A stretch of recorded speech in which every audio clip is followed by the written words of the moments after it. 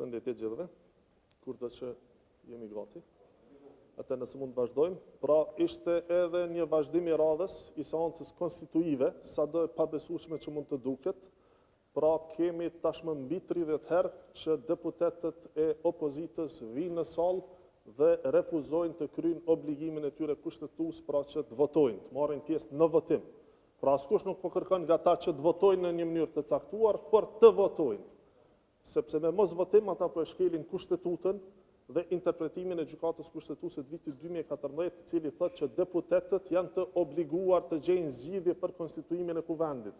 Mund të votojnë në mënyrë të hapur apo të fshehtë dhe mund të votojnë për, kundër ose të abstenojnë, por pjesëmarrja në votim është obligative sipas kushtetutës. Po e shohim që tashmë mos konstituimi i kuvendit, pra ka filluar ose do të fillojë të gjenerojë edhe pasoja. Unë sot e shpalosa vetëm njërën nga to, pra është marrëveshja me Bankën Botërore, që pret që prej vitit kaluar, pra prej muajit maj të vitit të kaluar, pret ratifikimin në kuvend. Pra edhe një herë, kjo vetëm sa e dëshmon që nuk bëhet fjalë vetëm për një emër të përveçshëm, siç po pretendon opozita, por bëhet fjalë për një blokadë sistematike të vazhdueshme, qysh edhe gjatë legjislaturës së kaluar, pra kur refuzonin marrëveshjet ndërkombëtare.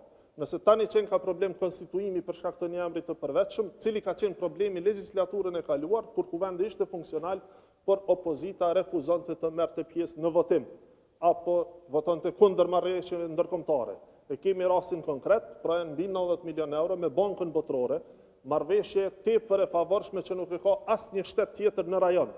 Dhe Kosova vetëm fal për kushtimit të qeverisë për të bërë reforma, ka përfituar nga ajo marrëveshje, pra bëhet fjalë për 90 milion euro me 0% kamat, që kostoja vjetore me kushtet e tregut do të shkonte 4-5 milion euro në vit. Pra tashmë një vit është bërë që kjo marrëveshje nuk është votuar, që i bie që opozita me mos votimin e kësaj marrëveshje tashmë i ka kushtuar 5 milion euro Republikës së Kosovës dhe taksapaguesve.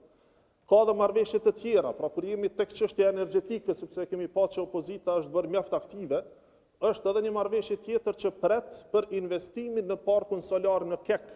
Pra përderisa një marrëveshje me Bankën Investive Evropiane ishte votuar, pjesa tjetër e marrëveshjes së financimit për projektin 100 megawattësh të parkut solar në Kek ka mbetur pezull i mos votimit nga opozita gjatë legjislaturës së kaluar. Pra nuk po bëhet fjalë për këtë situatë tani, por kjo vetëm për të dëshmuar qasjen bllokuese sistematike të opozitës për gjatë këtyre 4 viteve të qeverisës, pra që kishin mandatin qeverisës, por edhe tash vazhdon në njëjta qasje. Do të thonë në vazhdimsi kemi probleme të cilat shkaktohen për shkak të bllokimeve që bën opozita. Ne dëgjuam pak më parë deputetin Bajrami, teksa tha që kjo bllokadë dhe ky vakum ju konvenon keqbërësve, apo i bie kjo pyetja ime do të ishte që me vetë faktin që opozita nuk po merr pjesë në votim dhe po e mundson, po e shkakton këtë blokadë, a janë ata keqbërësit? Apo e quan vetveten keqbërës, meqense atyre po u konvenon më shumti që të vazhdojë kjo situatë. Pra kemi një situatë absurde, një situatë paradoksale ku në vazhdimsi pra ata që bllokojnë tentojnë të fajsojnë tjerët për blokada, ndërkaq situata siç edhe po e shihni vazhdon e tillë.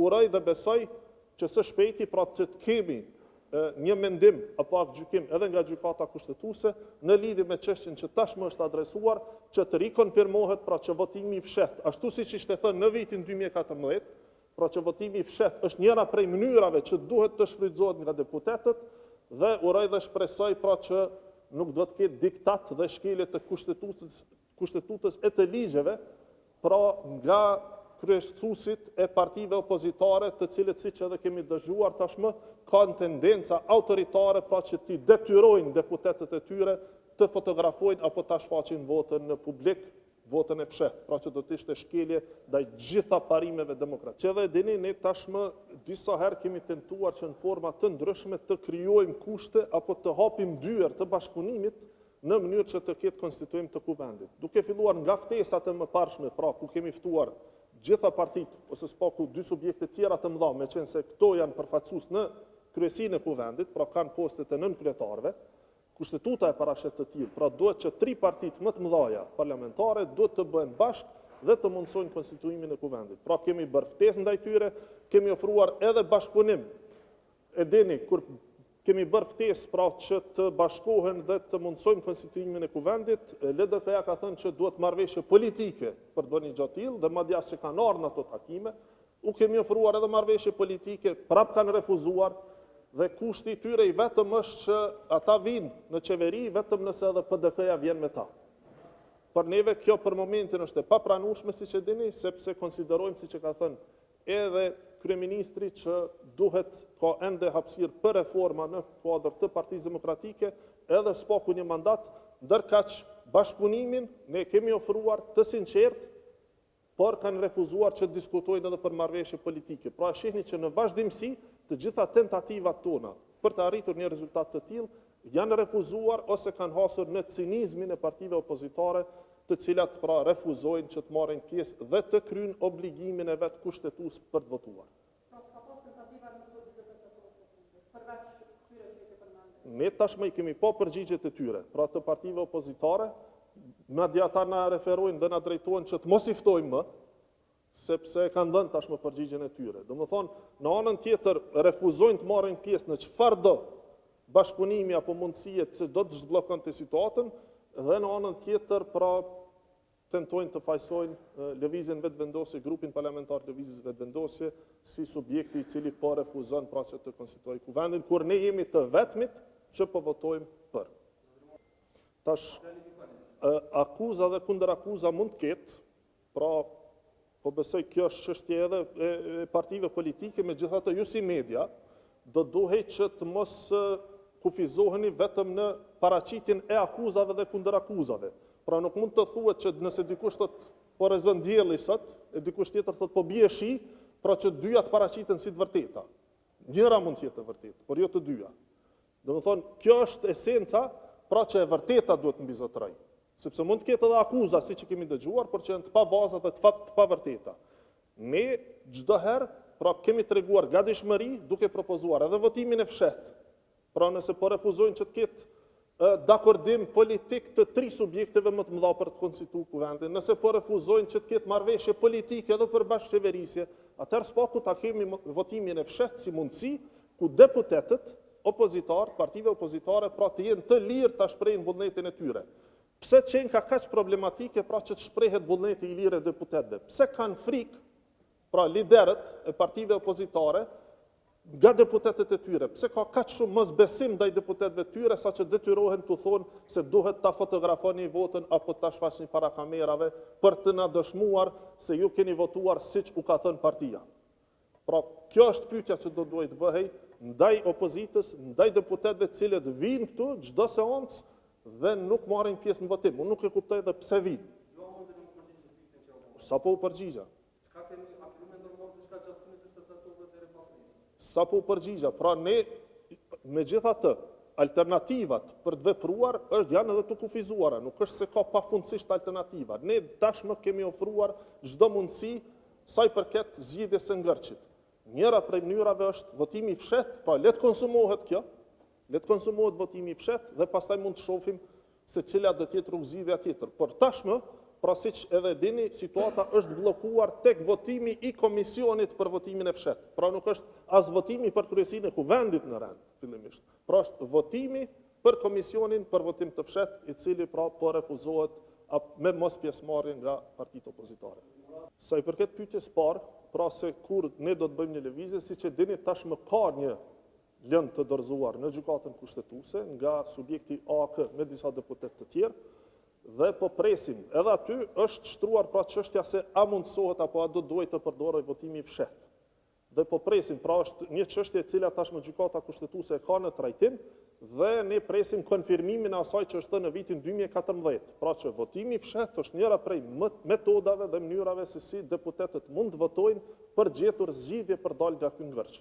Ndërkaq sa i përket standardeve të dyfishta që i përmendën, po besoj që të gjithë kanë qenë dëshmitar i ftesave të vazhdueshme. Cilësimet e tilla pra vinë pikërisht nga mosgatishmëria e opozitës, në këtë rast për të konstituuar kuvendin, që është shtëpia e deputetëve. Pra nëse deputetët që janë zgjedhur dhe kanë fituar mandatin nga qindra e mira qytetarë që kanë dalë për me votu, kanë marrë mundin atë ditë, pra me dalë me votu, dhe të njëjtit deputet që janë përfaqësues të atyre qytetarëve refuzojnë të konstituojnë kuvendin, ku pastaj mund të edhe të ushtrohet vullneti atyre qytetarëve i deleguar, po besoj që edhe përshtatet ai term. Ndërsa sa i përket bashkëpunimit, unë po besoj që në të kaluarën partitë opozitare kanë të i kalu hendeqe shumë të mëdha se sa disa cilësime që edhe përkojnë me situatë. Çështja është kësaj, pra duhet të flasim edhe mbi parimet kushtetuese. Nëse pajtohemi me parimin që partitë tjera duhet t'ja përcaktojnë, t'ja determinojnë, pra një parti tjetër se kush është i propozuari i tyre, që është e drejtë kushtetuese, atëherë përfundojmë në situatën ku edhe ne, pra ua përcaktojmë kandidatët për nënkryetar partive të tjera, pra që janë pjesëmarrës në kryesinë e kuvendit. Jo, nuk është çështje gabim, është çështje parimi. Duhet të pajtohemi fillimisht me parimin. Pra, a është parimi që e drejta kushtetuese për të propozuar është e drejtë ekskluzive e subjektit që i takon propozimi, apo ai e drejtë kushtetuese për të propozuar duhet patjetër të ketë miratimin edhe të partive tjera. Pra, duhet të përcaktojmë këtë parim.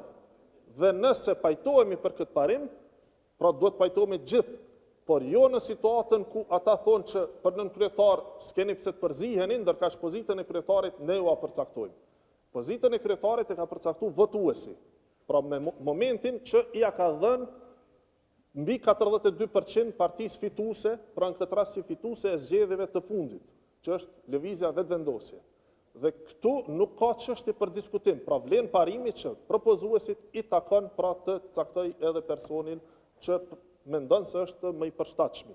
Ndërkaq sa i përket situatës se si dilet nga kjo, le ta aprovojmë votimin e fshehtë, është mënyra më demokratike, pa presionet autoritare të udhëheqësve të partive opozitare, siç edhe kemi pa tashmë që ka tendenca, e që po besoj do duhet të alarmoheshim si demokraci, si shtet demokratik, kur dikush u kërkon deputetëve të vet të fotografojnë votën.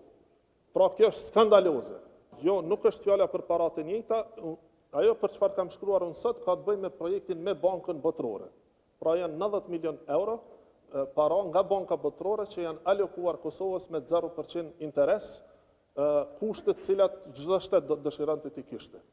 Dhe fatkeqësisht në kohën kur ka pas kuvend, pra gjatë legislaturës së kaluar, e kemi pa që opozita ka refuzuar ta votojë.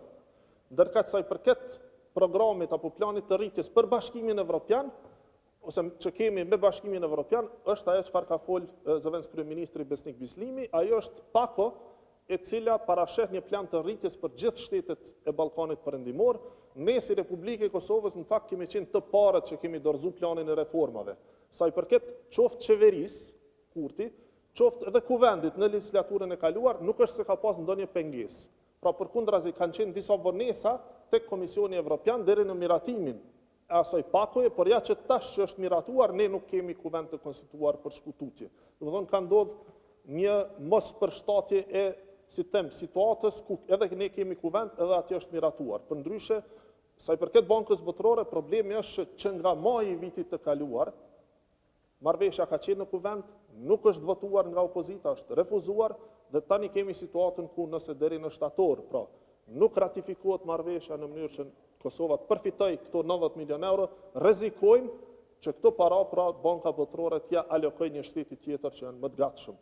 Po pikrisht kjo është ajo çfarë thash edhe më herët. Domethënë në njërin anë kemi thirrje që të ketë bashkëpunim dhe të ketë marrëveshje politike që të zgjidhet pra ngërçi politik, dhe në anën tjetër kemi mesazhet publike që thonë që ne s'duam të bashkëpunojmë me ju, apo edhe rastet kur thonë që pavarësisht kush është kandidati ne s'do ta votojmë askë. Pra kjo është papërgjegjshmëri totale dhe është refuzim total i përgjegjësive si deputet. Sepse s'mund të thua që e refuzoj secilin dhe nuk e votoj askë për kryetar të kuvendit, sepse kjo obligim kushtetues.